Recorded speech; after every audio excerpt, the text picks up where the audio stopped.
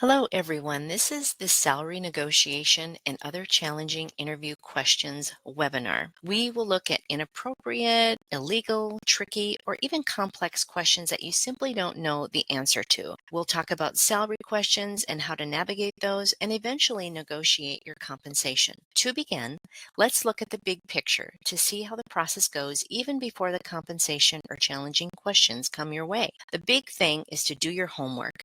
Do your research on the company and the specific position within the company, as well as the average position within the industry to see what you can expect. You've mostly likely crafted your resume and cover letter so that they offered you the opportunity for an interview. So great job. What we offer here today is just a place to get started. Even though most hiring managers go through extensive training on how to conduct job interviews, you may encounter interviewers who ask questions that they shouldn't. Unfortunately, this makes you uncomfortable and you might battle with the dilemma of whether to answer the question or decline to answer it altogether. So, what are the types of questions an interviewer should ask you?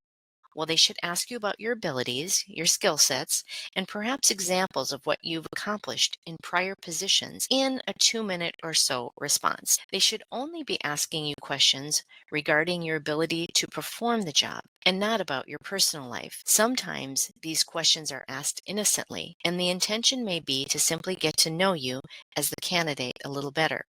Other times, it may be because the interviewer has biases and may be looking to exclude you for unfair reasons. The key is to be prepared. Knowing some of these potentially inappropriate questions will help you decide how you want to answer and potentially navigate in awkward situations. So, the basics examples of inappropriate questions include your marital status, your family obligations, including whether you have children or other family related obligations, your age, gender, etc. It's not illegal to ask these questions. However, it is illegal for a company to base their hiring decisions on this information.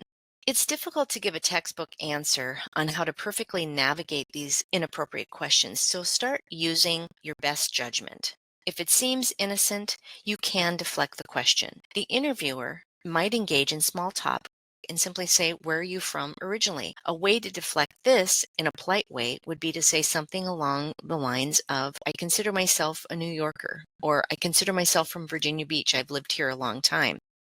Is the interviewer probing for more information? Deflect to appropriate topics. Bring back relevant information about your abilities to perform the job. I don't think that's too relevant, but I'd love to tell you more about my programming experience, would be an example. If you ever find yourself in this position, hopefully the interviewer will get back on track with relevant topics, and if not, they might not be someone you want to work for.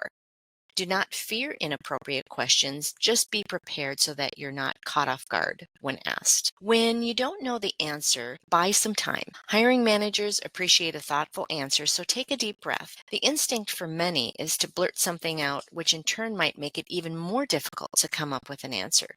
So take a deep breath and ask the interviewer to repeat the question. "That's a great question. Let me just take a moment to think about the best example," would be something you could say.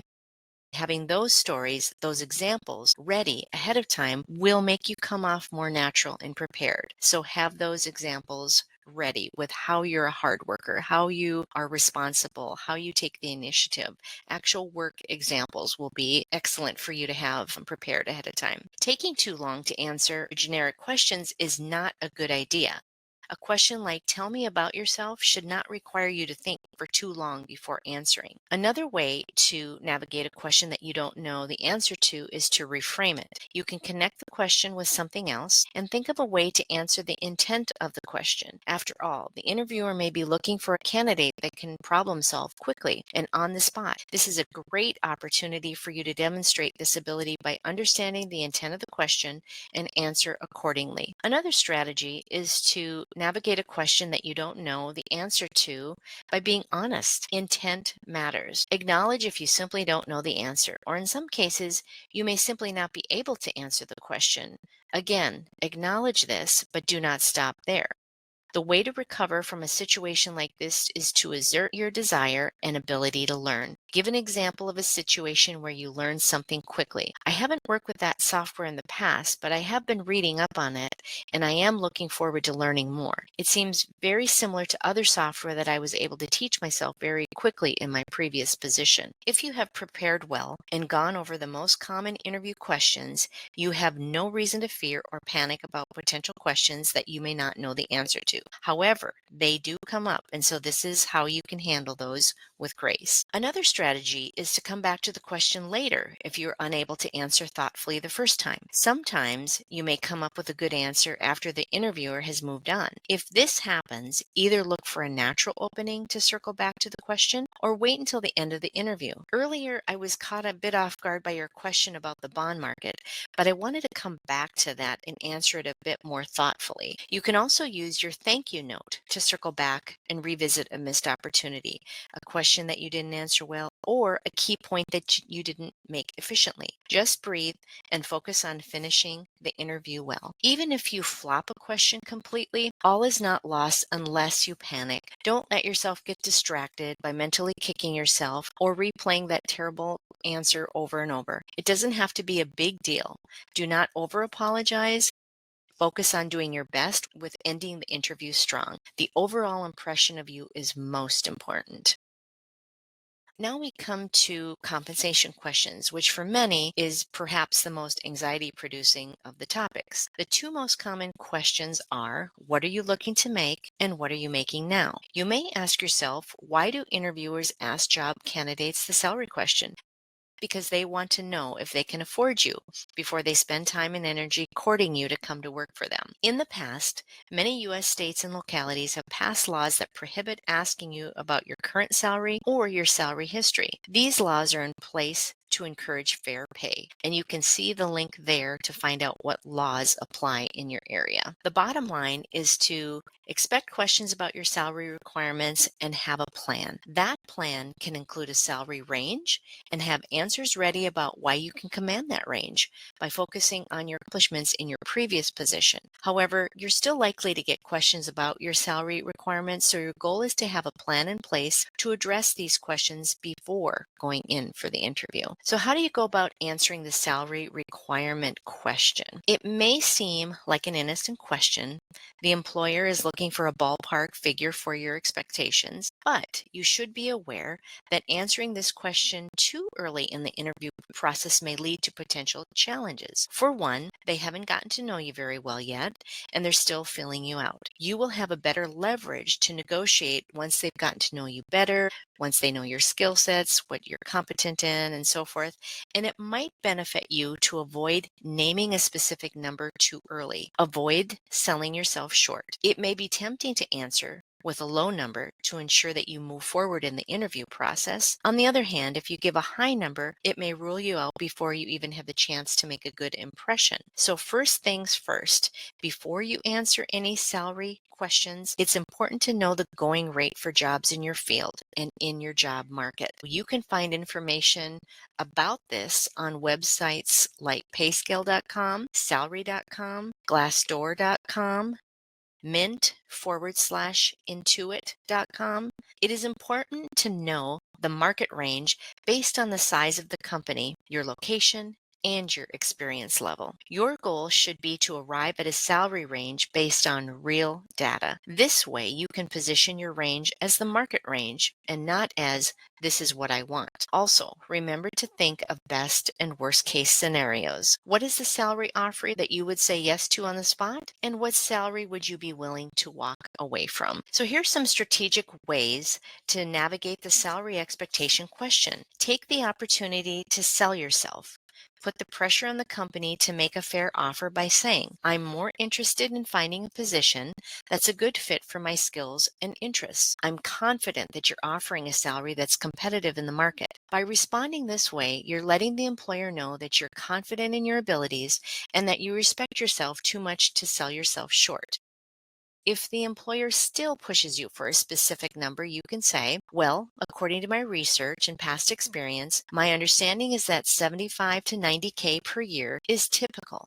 based on the role and requirements. Understanding what is competitive as opposed to here is what I want will make it sound like you've done your research and now the employer can respond. As you may remember from earlier in the presentation, many areas have laws in place prohibiting this question.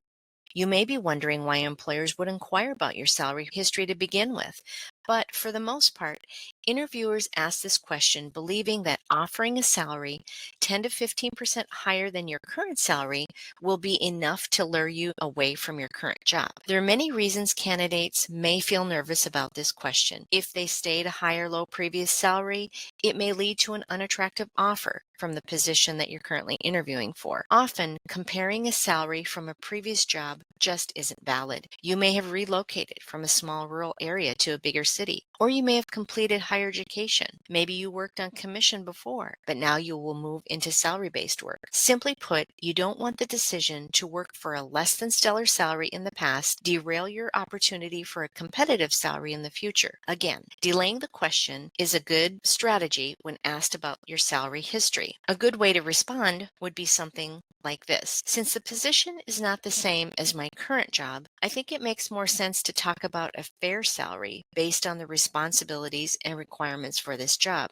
I'm very excited about this position. In many cases, the toughest salary questions come after an offer. Congratulations, the company wants to hire you. This is great news, perhaps, until you see the offer wasn't what you hoped for. Remember, this is just the initial offer, a starting point. Now it's time to think about how you would respond to the initial offer. And the way you do that has the potential to change everything. First things first, keep things positive.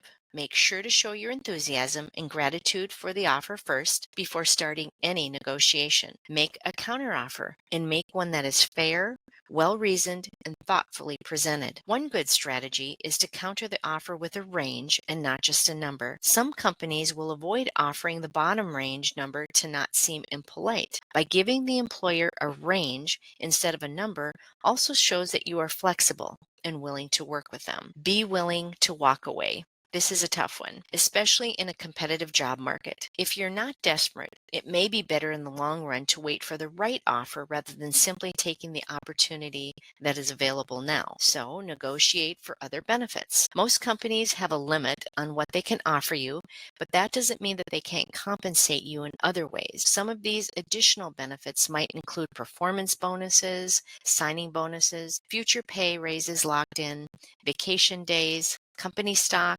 retirement contributions, health benefits, and flexible hours. All of these are employee benefits that matter in the long run. Please be sure to keep those in mind. This ends our webinar today on salary negotiation and challenging interview questions. As always, you can meet with a career coach virtually, on the phone, or in our office, and we'd be happy to meet with you. Hope you all have a great day.